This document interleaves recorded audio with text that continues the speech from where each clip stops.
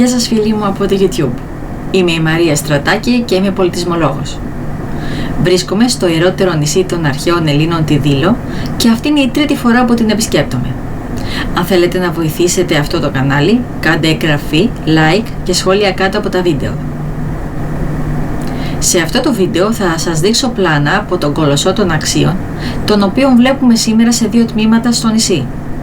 Βρίσκεται, όπως είναι αναμενόμενο, στον οίκο των Αξίων, ο οποίος οίκος αποτέλεσε μεγάλο πρόβλημα για τους μελετητές, οι οποίοι άλλοι υπέθεταν ότι επρόκειτο για τον πρώτο ναό του Απόλλωνα και πολλές άλλες ερμηνείες, ώσπου να φτάσουμε στο σήμερα και να θεωρείται, με πολλά βέβαια ερωτηματικά και πολλές αμφιβολίες, ως κτίριο για συναθρήσεις και συμπόσια. Στο βόρειο τείχος, οι Νάξιοι είχαν στήσει ένα κολοσσικό άγαλμα του Απόλλωνα στον τύπο του Κούρου, δηλαδή ένα νέο άνδρα, γυμνό, όρθιο, σε μετοπική στάση, με το αριστερό πόδι προς τα εμπρός και τα χέρια κολλημένα στο σώμα και ελεύθερα, με μικρή κάμψη στους αγκώνες και τις παλάμες κλειστές. Το άγαλμα του Απόλλωνα ήταν περίπου 4 φορές μεγαλύτερο από το φυσικό μέγεθος, το έβλεπαν από το λιμάνι, είχε ύψος περίπου 9 με 9,5 μέτρα και πατούσε σε μια σχεδόν εξαγωνική βάση βάρους περίπου 32 τόνων, στην ανατολική πλευρά της οποίας μια επιγραφή ανάφερε «Το αυτό λίθο εμεί Ανδριάς και το Σφέλας», δηλαδή από την ίδια πέτρα είμαι το άγαλμα και η βάση.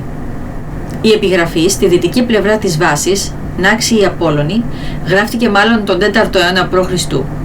Το άγαλμα ξαναστήθηκε αφού είχε πέσει μαζί με το χάλκινο φοίνικα του Νικία που το παρέσυρε στην πτώση του.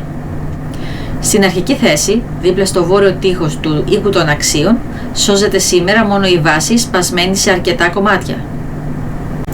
Το άγαλμα προσπάθησαν να το μεταφέρουν στα νεότερα χρόνια σε διάφορες εποχές λαιλασίας της Δήλου με πρώτους Ρωμαίους, όμως εξαιτίας του μεγάλου βάρους του έμεινε στο νησί, παρόλο που ο κορμός του κόπηκε στη μέση για μεγαλύτερη ευκολία μετακίνησης. Το 17ο αιώνα οι Ιταλοί περιηγητές προσπάθησαν να σηκώσουν το πεσμένο άγαλμα, αλλά δεν τα κατάφεραν. Όμως έκαναν σκίτσα με πολλά μέρη του αγάλματος που ήταν στο έδαφος. Όπως ανέφερε ο Ολλανδός περιηγητής Σέγκερ ντε Μπράις, το άγαλμα ήταν σπασμένο σε 2 μεγάλα κομμάτια, το κεφάλι με τον κορμό και τη λεκάνη. Ο Γάλλος γιατρός και αρχαιολόγος Τζέικομπ Σπουν είχε αναφέρει ότι οι ντόπιοι του είπαν ότι το πρόσωπο του αγάλματος είχε πριονιστεί από τον ενετό διοικητή της Στίνου, ο οποίος είχε προσπαθήσει να το μεταφέρει. Η κυρία Καλογιάννη υποστηρίζει ότι ο Κολοσσός υπήρξε θύμα της καταστροφικής μανίας των ενετών, οι οποίοι ανίκανοι να μεταφέρουν, όπως το είχαν μεταφέρει χιλιάδες χρόνια πριν οι Νάξιοι άθικτο από το νησί του στη Δήλο, πριόνισαν το άγαλμα για να μπορέσουν να το μεταφέρουν. Γι' αυτό και καταστράφηκε. Στις επανειλημμένες προσπάθειές του να το κλέψουν, το βάρος του Κολοσσού στάθηκε εμπόδιο. Αυτός ήταν και ο λόγος που εγκατέλειψαν ορισμένα κομμάτια του στο Αρτεμίσιο, όπου βρίσκονται μέχρι σήμερα. Ο Κολοσσός των Αξίων διασπάστηκε και τα μέλη του έμειναν διάσπαρτα.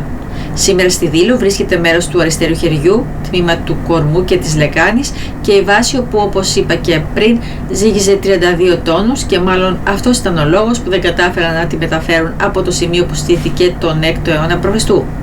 Το χέρι του βρίσκεται στο Αρχαιολογικό Μουσείο της Δήλου και ένα τμήμα του αριστερού ποντιού του στο Βρετανικό Μουσείο. Τώρα βρίσκεται στη δυτική γωνία του Αρτεμισίου σε 2 κομμάτια, χωρίς το κεφάλι και τα άκρα, όπως βλέπουμε και στο βίντεο. Αν ήταν ολόκληρο, θα βλέπαμε ένα κούρο με χέρια ελεύθερα από το σώμα, στα οποία κρατούσε τόξο στο ένα χέρι και βέλος ύφη άλλη στο άλλο. Θα είχε επίσης επίθετα μεταλλικά τμήματα, όπως η μακρύ βόστριχη των μαλλιών και ζώνη στη μέση. Η χρονολόγησή του τοποθετείται περίπου από το 600 στο 560 π.Χ. Αυτό το βίντεο έφτασε στο τέλος. Για όσους αρέσουν τα βίντεο μου, ας μην ξεχάσουν να κάνουν like, εγγραφή και σχόλια κάτω από τα βίντεο. Ευχαριστώ που το παρακολουθήσατε.